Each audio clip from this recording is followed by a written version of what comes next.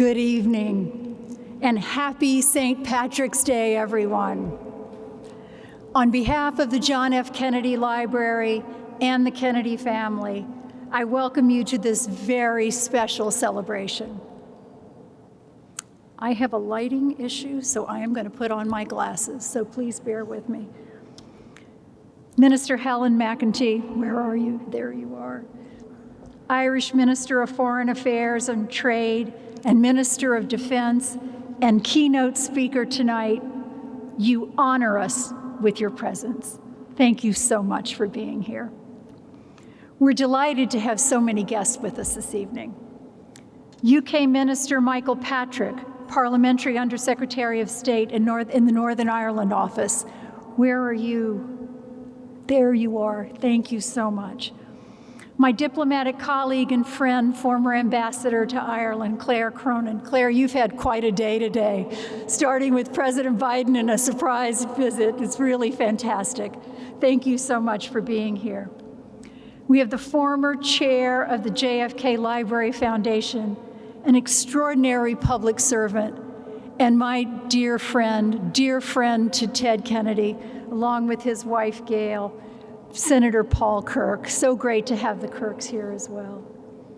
We have Massachusetts Secretary of State Bill Galvin, also our neighbor here at the Commonwealth Museum with his wonderful wife, Eileen. Great friend of this library, a great friend of the Edward M. Kennedy Institute next door. So happy to have you here. We have Irish astronaut Nora Patton is also here with us tonight.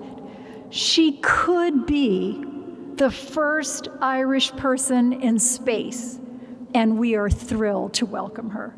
What a marvelous example of the continuing legacy of President Kennedy's moonshot. We also welcome the chair of the Massachusetts Irish American Legislative Council, Representative John Lawn, and the other members of the Massachusetts legislature, as well as representatives from state and local government who are here. Thank you all for sharing this St. Patrick's Day with us. Secretary General Joe Hackett of the Irish Department of Foreign Affairs and Irish Consul General in Boston, Sheila Fitzgerald, thank you for being here, for your continued partnership. The people of Ireland have made incredible contributions to help the library promote President Kennedy's legacy, including its extensive digital archive and the John F. Kennedy Profile and Courage Award. And I would be remiss if I didn't mention the steadfast support the people of Ireland have given to our programs at the Edward M. Kennedy Institute. The ties that bind us are very, very strong indeed. I am grateful to the library and foundation's leadership, chair of the foundation board, Bob Rivers, executive director of the foundation, Rachel Floor, and though he can't be here tonight, director of the library, Alan Price. They make it possible for the lessons of the Kennedy administration to reach, inspire, and activate new generations of leaders. Thank you all. Now, I've been thinking a lot about St. Patrick's Day, about what this celebration really signifies. For me and for most Americans, I think, it means connection. Connections to the spirit and ideals of Ireland, connection to the joy and celebratory spirit of the Irish people, connection to the warm bonds of friendship and the shared history of the Irish and American people. I dare say that today, everyone wants to be Irish, even if only in spirit. We wear green, and we celebrate Irish culture and tradition. And I believe there is no more perfect place to have that celebration than here, in this presidential library and museum, dedicated to the memory and legacy of President John Fitzgerald Kennedy. And there are no more perfect people to celebrate with than all of you. I have been lucky in so many ways, but one of them is that I was privileged to see Ireland through my husband's eyes and was able to have an inside view of what that beautiful country meant to the Kennedy family and how it shaped their love for service to the United States. Teddy talked often of his maternal grandfather, John F. Fitzgerald, Honey Fitz, who shined a light on the importance of their Irish roots. Honey Fitz was the mayor of Boston and had served in the United States Congress as well. He was American through and through, but he had the map of Ireland written on his face and in his heart. He lived the values of caring for others. He loved people from all walks of life. He loved history. He loved music. He loved politics. And he passed those loves down to his descendants. Honey Fitz had passed away by the time John Kennedy went to Ireland as President of the United States in 1963, but I suspect he would have been thrilled. As Teddy described to me many times and repeated in an oral history, the happiest days of President Kennedy's time in office were those he spent on that trip to Ireland. In fact, as Teddy told the story, when the president got home, he watched reels of the news reports of the trip over and over, reliving the joy he felt.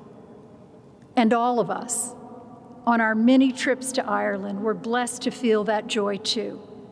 And we felt it in a special way when Jean Kennedy Smith was the extraordinary U.S. ambassador to Ireland during the first Clinton administration.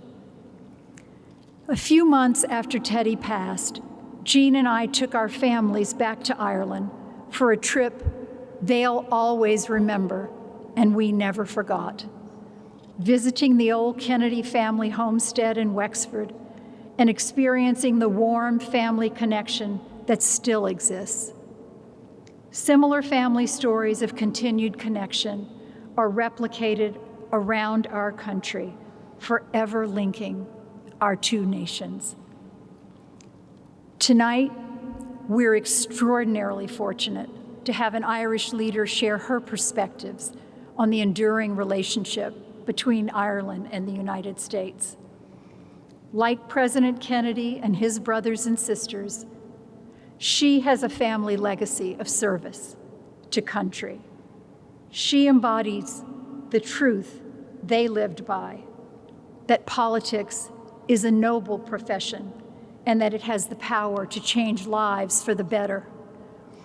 Minister Helen McEntee, Ireland's Minister for Foreign Affairs and Trade and Minister for Defense, also happens to be the first woman to serve in both those roles. And for those of us who know a thing or two about glass ceilings, that's quite wonderful. Minister McEntee was elected to the Dáil Éireann in 2013 and was appointed to her current role in November of 2025, after previously serving in various governmental roles, including Minister for Education and Youth, Minister for Justice, and Minister of State for EU Affairs. We are honored to have her join us tonight. Please join me in giving a warm Boston St. Patrick's Day welcome to Minister Helen McEntee.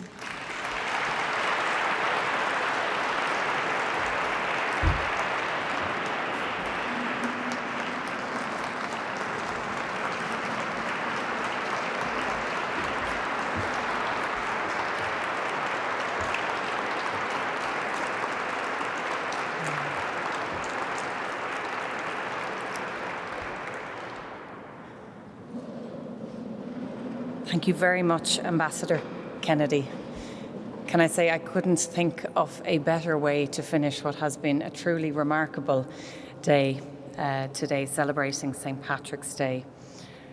Ambassador Kennedy, Senator Kirk, representatives, Ambassador Cronin, distinguished guests, friends of Ireland. I am truly honoured to be in Boston and to be marking St. Patrick's Day with all of you this evening, and I'm delighted to see so many familiar faces again this evening in the most Irish of US cities. It is particularly special to be in Boston this St. Patrick's Day on the 250th anniversary of Evacuation Day, a defining moment in the early stages of the American War of Independence. Nearly half of the Continental Army is estimated to have been of Irish birth or descent. Recognising the significance of the date for so many of his troops, General George Washington's password to get to Dorchester Heights on Evacuation Day was Boston, but the countersign was apparently St. Patrick. And I wonder of those soldiers, Irish-born or of Irish heritage, could they ever have imagined that 250 years later, Ireland and the United States would be celebrating such a strong partnership as two independent nations? But as we mark and acknowledge today, St. Patrick's Day, but also the 250th anniversary, we are reminded just how deeply Irish people are woven into the story of America's beginnings. Take, for example, Lydia Dara from Dublin, who was an intelligence asset for the Continental Army, warning of impending British attacks. Or General Henry Knox, hero of Evacuation Day, born to Ulster Scots parents who had emigrated from Derry. Or Matthew Thornton, James Smith, George Taylor, the three Irish-born signatories of the Declaration of Independence. Of the Irish and the Scots-Irish immigrants who fought for America's independence, they believed deeply in the values espoused in the Declaration of Independence, in life, liberty, and the pursuit of happiness. We think also of the many Irish men and women that have made the journey across the Atlantic since that declaration. Some were inspired to take that journey because of the ideals that they had heard of. For others, it was a more existential matter of survival. This country proved to be a generous new home for them, full of possibility and full of promise. They, in turn, helped to construct that new home, expanding railroads, reshaping skylines. They served, protected, cared, and taught in police departments, fire stations, hospitals, and public schools right across the country. Some rose to assume the highest office in the land, with no fewer than 23 US presidents with Irish heritage, of course, including President John F. Kennedy. The story of the Kennedy family will, of course, be intimately familiar to all in this room. It is nevertheless important to remind each generation of that remarkable story, from a young couple arriving in Boston, from New Ross in 1849 fleeing the Great Famine, to the 35th President of the United States in 3 generations. Remarkable. It reflects the enduring legacy of the contribution made by Irish immigrants to this country. Those Irish communities who worked hard and thrived in their new home, they also gave back. President Kennedy's commitment to Ireland has been mirrored in the work of so many Irish American political leaders. That commitment has helped us to achieve so much on our own island. Tonight, I particularly think of Senator Edward Kennedy, who played such a pivotal role in supporting the cause of peace in Ireland, encouraging successive US administrations to become so engaged when it wasn't always fashionable or indeed easy to do so. I think of Bostonian Speaker Tip O'Neill, who co-founded the International Fund for Ireland in 1986, securing bipartisan support under President Reagan. And of course, the Good Friday Agreement stands as one of the greatest diplomatic achievements of the US, Irish and British government, along with the political parties in Northern Ireland. And I'm particularly pleased that we are joined this evening by UK Parliamentary Under-Secretary of State for Northern Ireland, Matthew Patrick. Here again, the Kennedy family played their part. Through the work of Jean Kennedy Smith as US Ambassador to Ireland between 1993 and 1998, and more recently through Joe Kennedy's role as Special Envoy to Northern Ireland under President Biden. So I don't need to tell anyone in this room the significance that we attach to the Kennedy-Ireland relationship and to the Irish-US relationship. nor do I need to explain why the path of diplomacy is the path that we will always choose over violence. As both Ireland's Minister for Foreign Affairs and Trade and Minister for Defence, as you can imagine, I've spent much of my time in the last 3 weeks focused on the Middle East. I've spoken to foreign affairs ministers from across the region, from across the EU. I've spent many hours in intensive discussions with my European counterparts. I've overseen our Consular Crisis Centre, which has been providing assistance to our many thousands of Irish citizens who are in the Gulf region. We've monitored our own security situation of our peacekeepers in the UNIFIL mission in southern Lebanon, right at the heart of some of the most intense conflict. All of you in this room know Ireland, and so you will understand our approach to this, our deep concern at the death and destruction that we have witnessed across the region well before the past few weeks, at the rapid escalation, though, of conflict impacting so many countries. And that is why we have called clearly and consistently for de-escalation, for an end to the conflict and for a return to the path of dialogue and diplomacy, for the UN Charter and for international law to be upheld and to be respected. History has taught us time and time again that negotiation is the only way to achieve a durable peace, be that in the Middle East or any other part of the world. Without dialogue, without negotiation, without a multilateral system and international law, our challenges are even more formidable. And our own island of Ireland, we know that divisions and violence that once seemed impossible to resolve can give way to something better. The journey is never easy, it's never perfect, but dialogue remains the only path forward. And so tonight, I want to echo the words of President John F. Kennedy's address to the UN General Assembly in 1961. The great question which confronted this body in 1945 is still before us: whether man's cherished hopes for progress and peace are to be destroyed by terror and disruption, whether the foul winds of war can be tamed in time to free the cooling winds of reason, and whether the pledges of our Charter are to be fulfilled or defied, pledges to secure peace, progress, human rights, and world law. These words, of course, still resonate with us today. I was struck by something that was said to me earlier today by a representative that I had the pleasure of meeting. And he said, "It is great that you are here, given so much that is going on." And I suppose I was struck by it because for me, now more than ever, it is important to be here. Now more than ever, it is important to show up, particularly at times where we don't always agree, particularly at times where there are challenges, because that is how you work together to find a way forward. And that is how you ensure the strength of the relationship and the partnership that we have endured for these many centuries, that continues. It's no secret that there are many things that we disagree on. Ireland has argued against the imposition of US tariffs on EU goods, and you can be sure that we will continue to champion free trade, open economies, and economic partnership. And you know this because the US is one of our most important economic partners.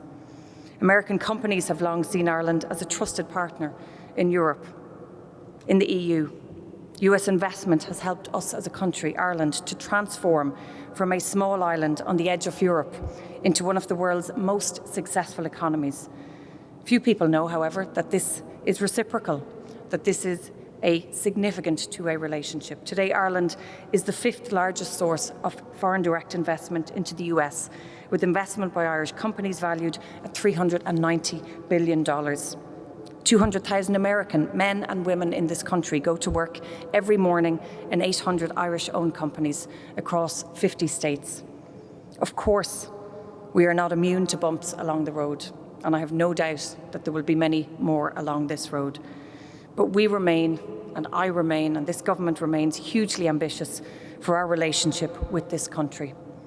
I made the decision at the end of last year to reinforce Team Ireland in the US, adding new staff, adding new expertise to our amazing team, to our Consulate General, to our fantastic premises, not just in Washington, but also here in Boston and across the country. And over the past few days, I have been seeing and experiencing and witnessing the benefits of that investment. I've been meeting with Irish companies, meeting with Irish life sciences, medtech companies, all of whom have chosen Boston as their US launchpad because they can see the energy, the dynamism of this great city. And our pro-business environment, the skilled workforce, the EU market access, it makes us, of course, a compelling location for Boston's life science companies, including Boston Scientific and Biogen. But our ties are about so much more than our economy. We know that. We celebrate St. Patrick's Day today, and it is a time for us to celebrate our culture, our history, our heritage. It is a time for us to focus on our shared passion for education, sport, and so much more. And yesterday, I was so pleased to launch Ireland's new international sports diplomacy strategy at the iconic Fenway Park. Where else to launch such a strategy within a sports-obsessed city of Boston? This will build on the connection. It will build on the partnership that sports can bring in the same way that we have done so with our culture and with our heritage. This is best perhaps captured in the ethos of the ever-expanding global network of GAA clubs, including here in Boston, and I was so pleased to have the opportunity to visit the GAA grounds at Canton on Sunday. We are ambitious, of course, to do more, to further build our strong sporting partnership with the US, whether it's through the College Football Classic, whether it's through the NFL, where we had the joy of hosting the Steelers and the Vikings game in Croke Park last year, and perhaps we'll have the Patriots, and who knows, in the years ahead, or whether it's through the tens and thousands of Americans who enjoy so much of what we have to offer through our sport in Ireland. There's so much that we can achieve together, and if we look at the title here today, Reflecting on Enduring US-Ireland Relationships, I am confident that those relationships will not only remain strong, but they will grow. And they will grow because of the people. They will grow because of our connections, and they will grow because of the incredible diversity of our diaspora. The last quarter of a millennium has brought multiple waves of immigration from Ireland to the United States, each bringing something new to these shores. The Ulster Presbyterians who left Ireland in the 18th century, the famine exiles, mostly Irish-speaking Catholics from rural Munster and Connacht, the economic migrants of the second half of the 20th century, right up to those emigrating today, smaller in numbers, but bringing that same commitment to that Irish always perspective, to make the most of new opportunities to contribute.